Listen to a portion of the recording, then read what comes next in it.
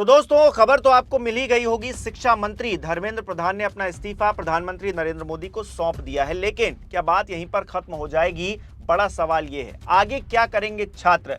क्योंकि दूसरी तरफ एक तस्वीर मैं आपको दिखाना चाहता हूं और उस तस्वीर के मायने आपको समझाना चाहता हूं। इस तस्वीर को ध्यान से देखिए। इस तस्वीर में एक छात्र है जिसके पैरों पर प्लास्टर चढ़ा हुआ है, लेकिन उसके हौसले इतने बुलंद हैं कि वो भगत सिंह की तस्वीर लेकर फिर से उसी धरना स्थल पर पहुंचा जहां पर उसे लाठियां पड़ी थी, उसके पैर तोड़े गए थे। तो अपने आप में ऐसे ही छात्रों की वजह से ये सरकार झुकी है, धर्मेंद्र प्रधान झुके हैं, विश्वगुरु जो खुद को बताते फिरते हैं वो झुके हैं और इस्तीफा हो गया है। लेकिन आगे बहुत कुछ हो रहा है जो कहीं ना कहीं सही नहीं है, सही डायरेक्शन में नहीं जा रहा है।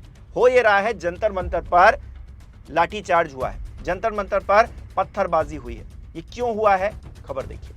जंतर मंतर पर पथराव, लाठीचार्ज, आंसू गैस के गोले दागे, कई पुलिसकर्मी और प्रदर्शनकारी घायल। कांकरोच जनता पार्टी और सरकार के बीच आज फिर बातचीत। अब ये बातचीत होनी थी, उससे पहले इस्तीफा हो गया है। लेकिन जो परिस्थितियां बनी हैं, आगे देखिए। जंतर मंतर पर पुलिस से झड़प के दौरान प्रदर्शनकारियों ने बैरिकेड तोड़ दिए। पुलिस के इस लाठीचार्ज में कई प्रदर्शनकारियों के घायल होने की खबर है। दिल्ली के जंतर मंतर पर LIC बिल्डिंग के पास शनिवार दोपहर 1:30 बजे प्रदर्शनकारियों ने पुलिस पर पथराव किया और गाड़ियों में तोड़फोड़ की। इसके बाद पुलिस ने लाठीचार्ज किया, आंसू गैस के गोले दागे। इस झड़प में कई पुलिसकर्मियों के घायल होने की जानकारी मिली है और उस जानकारी के आधार पर हम भी आपको बता रहे हैं कि हालात वहां के ठीक नहीं है। हमारे जो सहयोगी हैं वो भी वहां पर मौजूद हैं। वहां से जो इनपुट आ रहा है वो ये है कि वहां पर भगदड़ जैसे हालात है। और इस बीच धर्मेंद्र प्रधान ने इस्तीफा दे दिया है। धर्मेंद्र प्रधान का इस्तीफे की मांग को लेकर ही ये पूरा आंदोलन खड़ा हुआ था और इस आंदोलन ने एक बड़ा रुख अख्तियार कर लिया।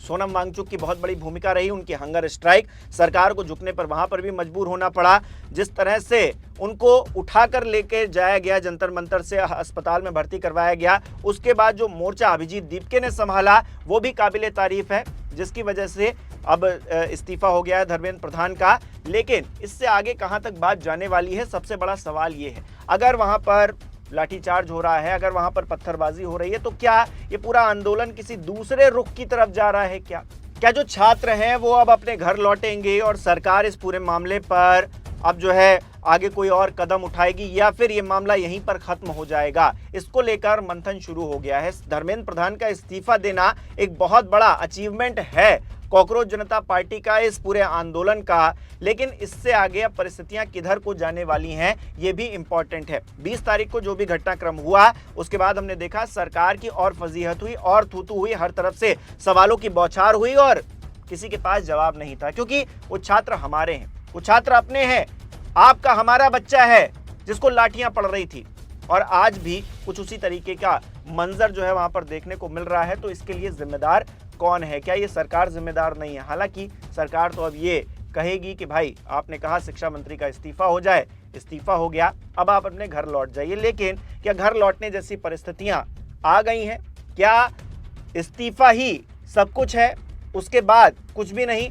आगे जो जिन सुधारों का जिक्र लगातार किया जा रहा था, जंतर मंतर पर किया जा रहा था, तमाम टीवी डिबेट्स में जो एक्सपर्ट हैं वो कर रहे थे, उन मांगों को लेकर क्या काम होगा ये देखना बाकी रहेगा। लेकिन जो बड़ी खबर थी वो ये थी कि धर्मेंद्र प्रधान का इधर इस्तीफा हुआ और दूसरी तरफ एक हिंसा जैसी स्थिति वहां पर जंतर मंतर के आसपास बनती हुई दिखाई दे रही है, जहां पर पथराव किया जा रहा है, घायल हो रहे हैं लोग, उधर से आंसू गैस के गोले आ रहे हैं, लाठीचार्ज किया जा रहा है पुलिस की तरफ से। तो ये परिस्थितियां क्यों बनी है, इसके लिए कौन जवाबदेह है, ये भी अपने आप में देखने वाली बात होगी। जो भी अपडेट होगी हम आप तक पहुंचाते रहेंगे।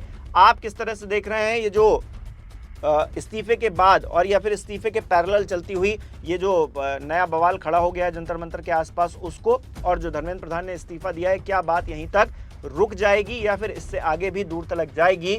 जो भी हो आपकी राय कमेंट बॉक्स में जरूर बताइएगा। इस वीडियो को लाइक करना, शेयर करना मत भूलिएगा। हमारे चैनल को सब्सक्राइब नहीं किया तो वो भी जरूर कीजिएगा। आप हमें सहयोग भी कर सकते हैं ज्वाइन बटन पर क्लिक करके।